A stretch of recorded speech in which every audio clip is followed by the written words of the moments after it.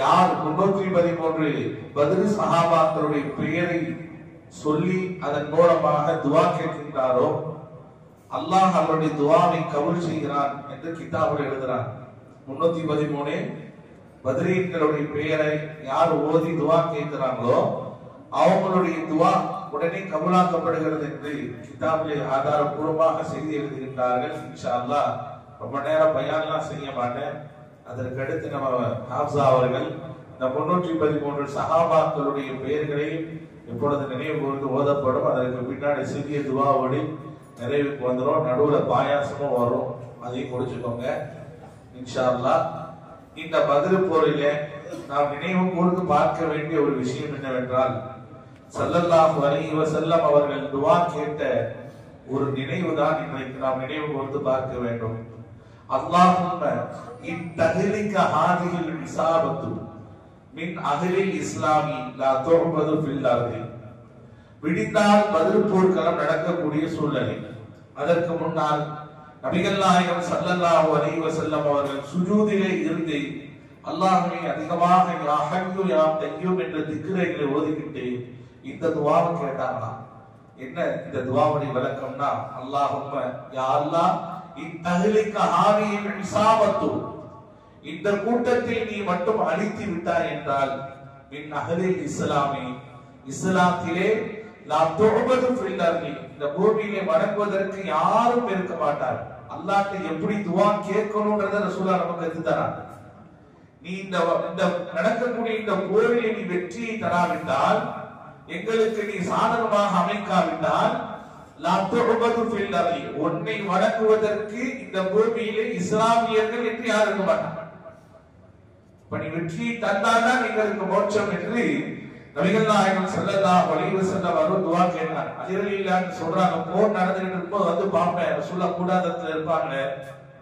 வந்து பார்த்தா ரசூலுல்லாஹ் சுஜூதுல இருந்து துஆ செஞ்சிட்டே இருந்தாங்க. சரி துஆ செஞ்சிட்டு இருக்காங்கன்னு சொல்லி நான் போருக்கு போறேன், திரும்ப போய் போராடுறதுக்காக களத்துக்கு நான் போயிட்டேன்.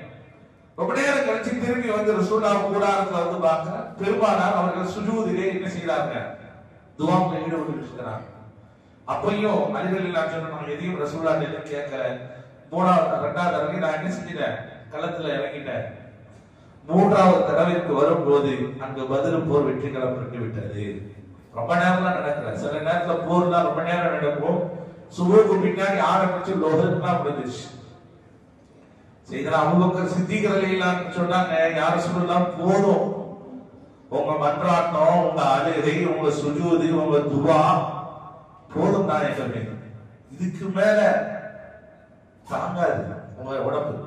அந்த அளவிற்கு உச்ச கட்டத்திலே பெருமானார் அவர்கள் அல்லாஹ்விடத்தில் மன்றாடி கேட்ட அந்த துஆவிலே அல்லாஹ் மகத்தான வெற்றி தந்தான். இதுல ஒரு ட்விஸ்ட் என்ன தெரியுமா, நம்மளா இருந்தா வேற மாதிரி செஞ்சிருப்போம். நாளைக்கு போர் நடக்குதுன்னா அதற்கு முந்தின நாளே அல்லாஹ் ரசூலுல்லாஹ்வுக்கு செய்தி அறிவிச்சு கொடுத்தான்.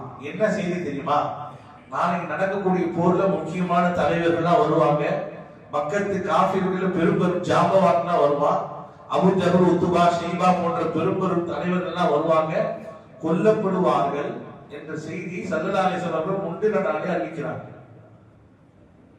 அபூ ஜஹல் கொல்லப்படுவான், உத்பா, ஷைபா போன்றவர்கள் எல்லாம் கொல்லப்படுவான் சொல்லிட்டு ரசூலுல்லாஹ் எந்த அளவுக்கு சொல்றாங்க தெரியுமா, தன் கையிலே ஒரு குச்சியை வைத்து சொன்னார்கள், இந்த இடத்திலே அபூ ஜஹலுடைய சடலம் கிடக்கும், உத்பாவுடைய சடலம் இங்கு கிடைக்கும், ஷைபாவுடைய சடலம் இங்கு இருக்கும், இவன் இந்த இடத்திலே மரணித்து கிடப்பான், இவன் இந்த இடத்திலே சரளமாக கிடப்பான், அவன் அந்த இடத்திலே தலை இல்லாமல் முண்டத்தோடு இருப்பான் என்ற துல்லியமான விவரத்தை நபிகள் நாயகம் ஸல்லல்லாஹு அலைஹி வஸல்லம் இருக்கிறார். அப்ப நாளை இடத்திலே வெற்றி என்பது கன்ஃபார்ம் விட்டு அல்லாஹ் ரசூலுல்லாஹ்வுக்கு முன்னாடியே அறிவிச்சு கொடுத்துட்டான். அதனாலதான் ரசூலுல்லாஹ் அதை செஞ்சாங்க.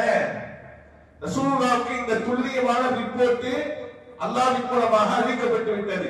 அப்ப நாளைக்கு வெற்றி, முக்கிய தலைவர்கள் எல்லாம் க்ளோஸ் என்ற மெசேஜ் ரசூலுல்லாஹ்வுக்கு கிடைச்சிருச்சு. அப்ப அப்படி இருக்கும்போது ஏன் ரசூலுல்லாஹ் பண்றாரு, அப்படி இருக்கும்போது ஏன் அல்லாஹ்ட்ட அழுகணும், ஏன் சுஜூதிலே கிடக்கணும்? ஒரு கேள்வி வருதா? அல்லாஹ் நாடினால் சில நேரத்துல மாற்றம் செஞ்சிருவான். அறிவித்து கொடுத்தது அவன் தான், நிலைமை மாறிவிடக் கூடாது.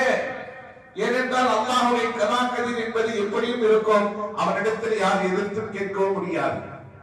ஆகையால் உறுதியாக இதுதான் நடக்கும் என்ற செய்தியை தெரிந்தாலும் கூட பெருமானார் ஸல்லல்லாஹு அலைஹி வஸல்லம் அவர்கள் வெற்றி என்று வரும் வரைக்கும் அவர்கள் சுஜூதிலே தடம் படித்தார்கள் என்பது வரலாறு. அன்னைக்கு ரசூலுல்லாஹ் மட்டும் கொஞ்சம் துஆவுல திக்ர்ல இல்ல அப்படின்னா நிலைமை வேற மாதிரி ஆயிருக்க போன்ற அளவுக்கு இருக்கு வரலாறு. ஒரு நீண்ட சம்பவம், விரிவான விளக்கம், பயானி, தெளிவு இதெல்லாம் நாங்க பாடிப்படியாசல்ல விரிவா பதில் போர்க்கள பயான் நடக்குது, அங்க வந்து தெரிஞ்சுக்கிறோம். இப்ப இந்த சஹாபாக்கள்ல 313 பேர், எதிர்த்தரப்புல 1000 பேர் நம்ம வரலாறுல அதிகமா கேட்டிருப்போம். இது மட்டும் இல்லங்க முஸ்லிம்கள்ட்ட உள்ள மைனஸ். அல்லாஹு அக்பர், இவங்கள்ட்ட இருந்த குதிரையும் எதிரிகள்ட்ட இருந்த குதிரையோட லிஸ்ட் என்ன அப்படின்னு பார்த்தா காஃபிர்கள் 1000 பேர், நம்ம 313 பேர். காஃபிர்கள்ட்ட இருந்த குதிரை மட்டும் 700 குதிரை இருந்துச்சு.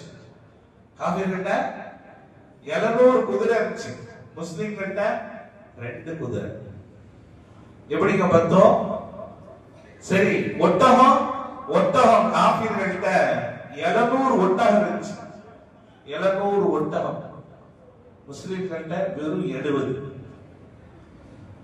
காஃபிர்கள்ட்ட வாள் இருக்குல்ல, வாள் போரிடக்கூடிய அந்த வாள் இருக்குல்ல, கத்தி, 600 கத்தி வாள் இருந்துச்சு. முஸ்லிம்கள்ட்ட வெறும் 8.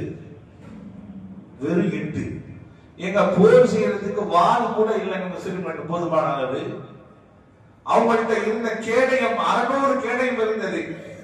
600 வாள், 600 கேடயம். கேடயம்னா எதிர்க்க வரக்கூடிய அம்புகளை வாள்களை தடுக்கிறதுக்கு உண்டானதான் கேடயம் பாக்க. ஆனா முஸ்லிம்கிட்ட இருந்த கேடயம் வெறும் 60 தான். டோட்டலா இந்த யுத்தத்துல தனக்குன்னு ஒரு ஆயுதம் படை அப்படின்னு சொல்லி பார்த்தா 140க்கு மேல இல்ல. குதிரை, ஒட்டகம், வாளு, கத்தி, கபடா எல்லாம் சேர்ந்து மொத்தம் எத்தனை? 140 தான். ஆனா எதிரிகள் இடத்துல 1000 பேர் மட்டுமல்ல, 2200 படை, அந்த வலுவான ஆயுதங்களோடு படைகளோடு நிற்கிறாங்க. எப்படி இருக்கும் சூழ்நிலைகள்? அந்த தருணத்தில் தான் மகத்தான வெற்றியை அல்லாஹ் தஆலா இந்த சமுதாயத்திற்கு தந்திருந்தான். ஒரு வேளை அன்றைக்கு மட்டும் அல்லாஹ் பாதுகாக்கணும், அந்த பதில் போர்க்களத்திலே ஒரு விதமான தோல்வி மாற்றம் நாம் சந்தித்திருந்தோம் என்றால் இன்றைக்கு நம்ம பள்ளியாசல உட்கார்ந்து பாயாசம் முடிச்சுட்டு இருக்க மாட்டோம். இன்னைக்கு நம்ம முஸ்லிம்களாக ஆகியிருக்க மாட்டோம், அல்லாஹ்வை வணங்கக்கூடிய ஒரு நபர்களாக இருந்திருக்க மாட்டோம். அன்னைக்கே அரபகத்திலே சாப்டர் க்ளோஸ் ஆயிருக்கும்.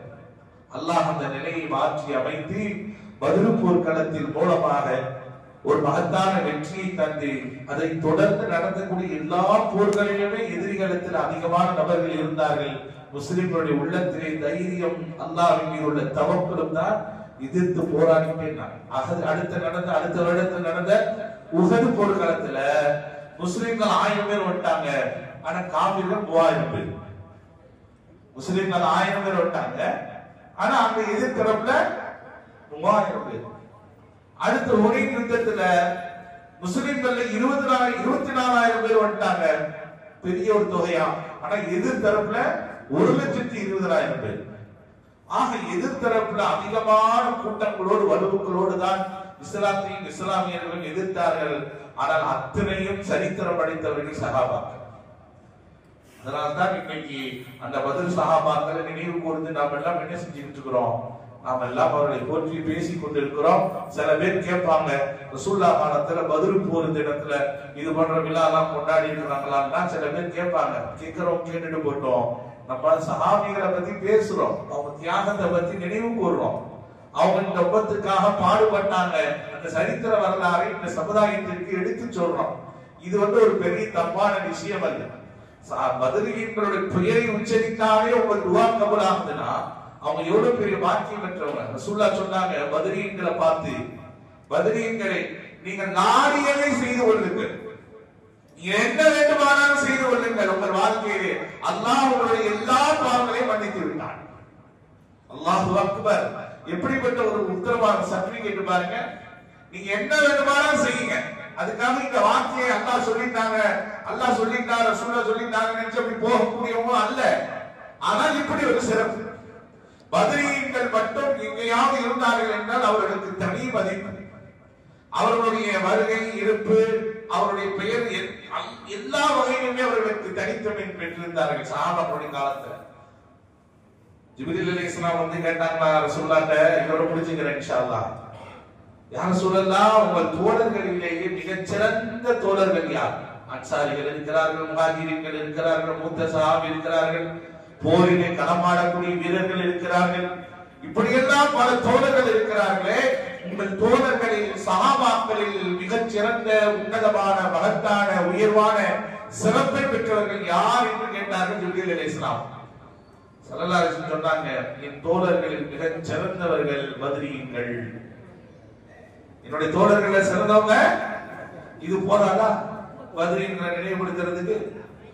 திருப்பி ரசூலுல்லாஹ் கேட்டாங்களா ஜிப்ரீல் அலைஹிஸ்ஸலாமை பார்த்து, ஜிப்ரீலே, உங்க இடத்துல மலக்குமார்கள் இருக்கிறாங்களே, லட்சக்கணக்கான கோடான கோடிக்கணக்கான மலக்குமார்கள் இருக்கிறார்களே, அந்த கோடான கோடி மலக்குமார்களில் சிறந்த மலக்குமார்கள் யார் என்று ரசூலுல்லாஹ் பார்த்து கேட்டாங்க ஜிப்ரீல் அலைஹிஸ்ஸலாம்.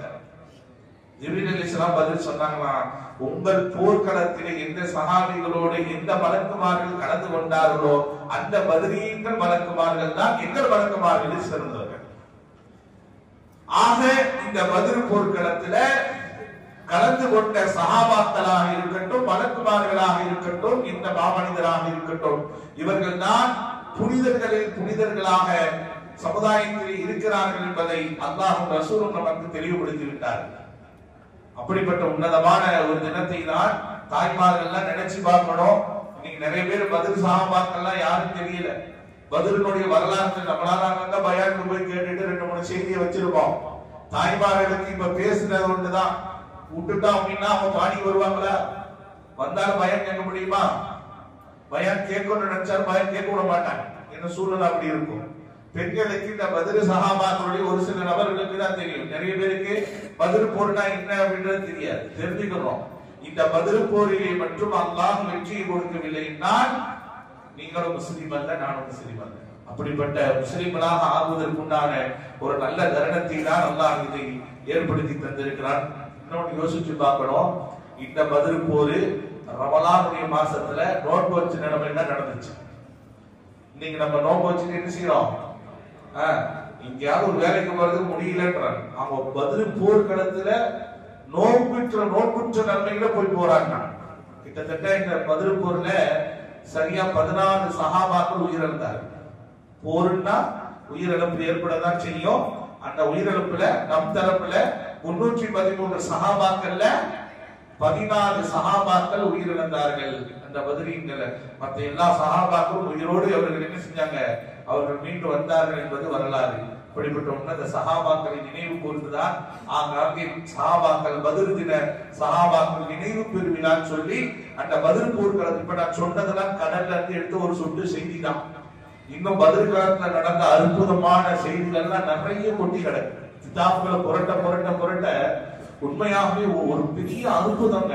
வாழ்க்கையில பத்ர் போர்க்களத்தை படிச்சு பார்க்க வாழ்க்கையில தேவையான ஒரு பெரிய செய்திகள் நமக்கு கிடைக்கும். அதனால இந்த நிகழ்ச்சிகள்லாம் நம்ம பயன்படுத்திக் கொள்ளணும். அங்க பேசப்படக்கூடிய செய்திகள் மூலமாக சஹாபாக்கள் எவ்வளவு இந்த மண்ணுக்காக தியாகம் செஞ்சிருக்கிறாங்க, இஸ்லாமிற்காக இஸ்லாமியர்களுக்காக எவ்வளவு தியாகம் பண்ணியிருக்கிறான்றத நம்ம நினைச்சு பார்க்க கடமைப்பட்டு இருக்கிறோம்.